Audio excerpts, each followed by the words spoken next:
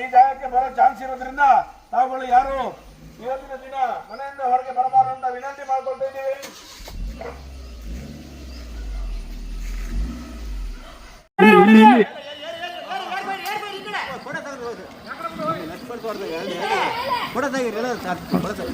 ಹೌದು ಹೋಗ್ತೇವೆ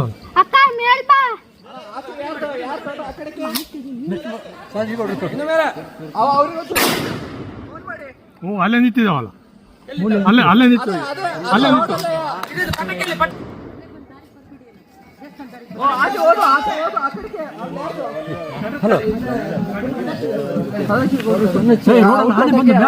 ದಾಟಿದು